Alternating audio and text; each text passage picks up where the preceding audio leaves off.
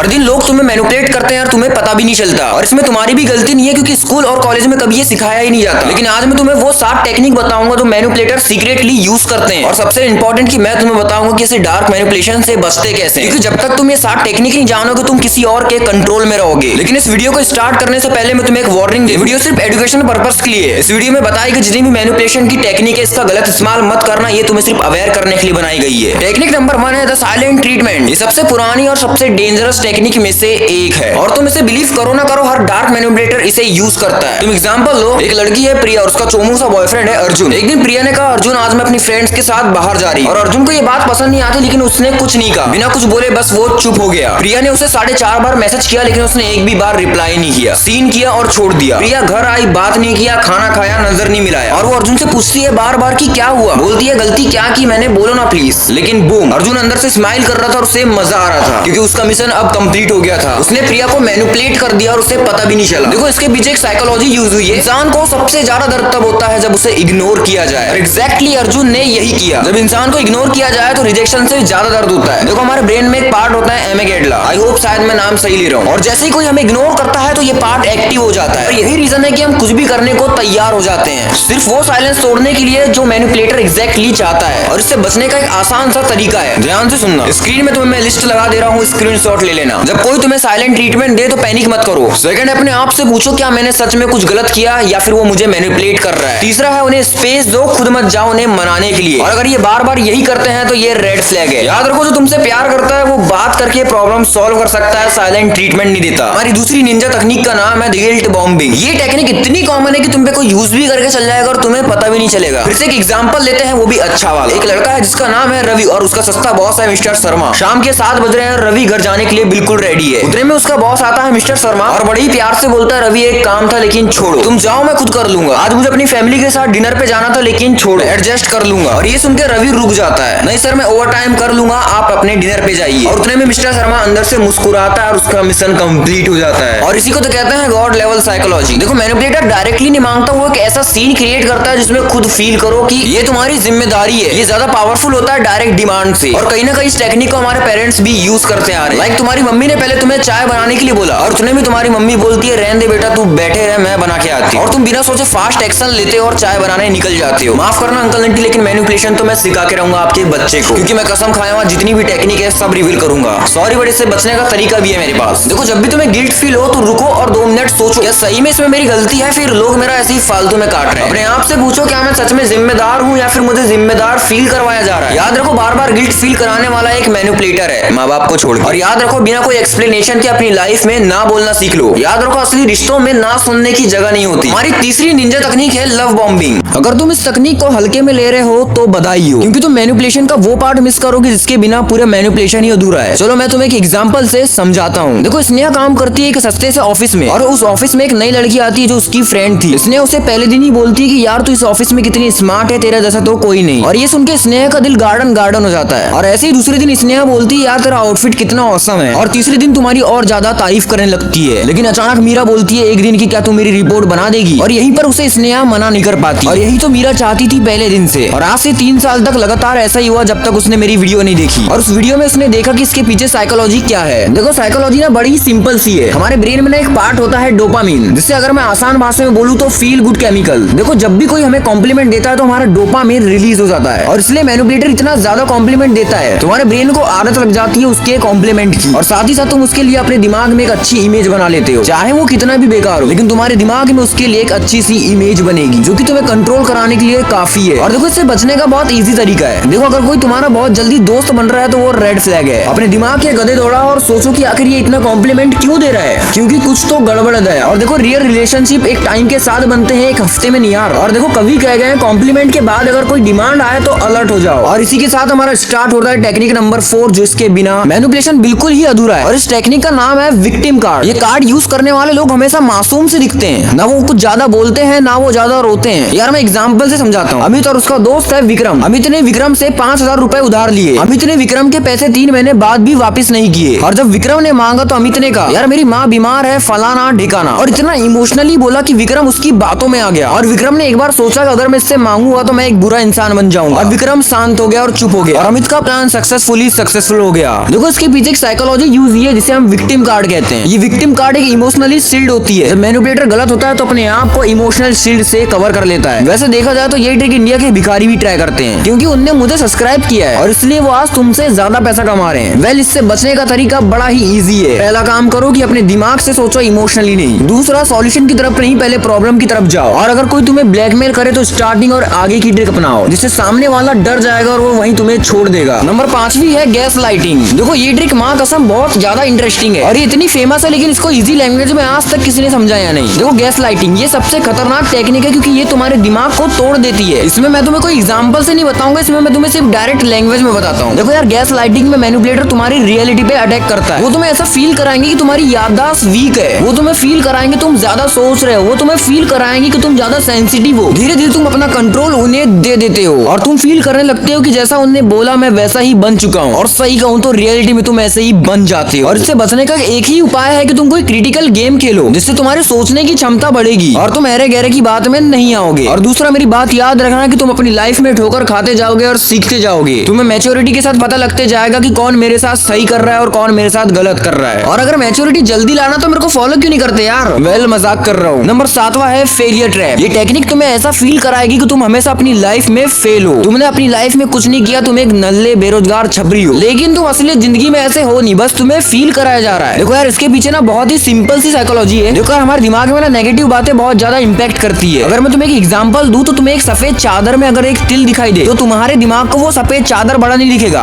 तुम्हारे दिमाग को वो काला तिल बड़ा दिखेगा। और एग्जैक्टली तुम्हारी मैनिपुलेशन भी ऐसे ही काम करती है। लोग तुम्हें इतना डिमोटिवेट कर देते हैं कि तुम आगे कुछ कर ही नहीं पाते और तुम खुद से अपनी एक बाउंड्री सेट कर लेते हो जिसके आगे तुम कभी जिंदगी भर नहीं निकल पाते। और मैं ये नहीं कह रहा हूँ कि फेलियर से डरो मत, फेलियर को अपनी बॉडी के लिए फ्यूल बना लो, ऐसा ईंधन जो तुम्हें तुम्हारी कामयाबी दिखाए। और इससे बचने का इजी सा तरीका है और वो है अपने सपनों के लिए काम करो, तब तक करो जब तक वो तुम्हें हासिल ना हो जाए। और हाँ, अपनी लाइफ में कभी गोल्स कंप्लीट होने ही मत दो। एक गोल कंप्लीट होता है तो दूसरा गोल सेट करो, और इसे ही कहते हैं ग्रोथ माइंडसेट। और सच बताऊं तो ये बात तुम्हें 25 साल के बाद रियलाइज होती, लेकिन आज तुमने इस वीडियो को देख के अभी रियलाइज कर लिया। थर्ड है दूसरों के फेलियर से सीखो, क्योंकि दूसरों का फेलियर तुम्हें सिखाता है कि उसकी गलती रिपीट नहीं करना है। और एक बोनस बात बोलूं क्या, अपनी लाइफ में ना बोलना सीख लो, जो तुम्हें बार बार गिल्ट फील कराए, जो तुम्हें बार बार रुलाए, जो तुम्हें तुम्हारे सपनों से दूर करे, ऐसे इंसान का हाथ आज ही छोड़ देना। और एक बात, इस वीडियो में मैंने जितनी भी मैनिपुलेशन टेक्निक बताया हूँ, ये कोई मैनिपुलेशन नहीं, कोई साइकोलॉजी नहीं है, ये एक सिंपल सा जरिया है लोगों को चलाने का। ये लोगों को बहुत ज्यादा ऑब्जर्व करके आती है। जब तुम 50 साल के हो जाओगे तब तुम ये बात को फील कर पाओगे। और इसलिए मैं तुम्हें ये बात आज बता रहा हूँ। ये बात को पढ़ने के लिए मुझे 30 दिन लग चुके हैं किताब को पढ़ने के लिए, और ये बात सिर्फ तुम्हें मैंने 8-9 मिनट में बता दिया। मैंने जो अंदर से फील किया, मैंने जो अंदर से सोचा, वही तुम्हें आज मैंने इस वीडियो में तुम्हें बताया हूँ। तो अगर ये वीडियो तुम्हें थोड़ा सा भी अच्छा लगे ना तो मेरी बुक रीड करने के लिए और मेरी मेहनत के लिए लाइक कर देना। बाकी तो तुम समझदार ही हो। और अगर तुम्हें अपना मैच्योरिटी का लेवल बढ़ाना है तो मुझे सब्सक्राइब करो और मेरे शॉर्ट्स को देखो, वरना अपनी लाइफ में बॉय बन के ही रहो। अपने समर वेकेशन को कैसे इस्तेमाल करना है वो इस वीडियो में देख लो। तब तक के लिए सेल को उनको फॉलो कर लो।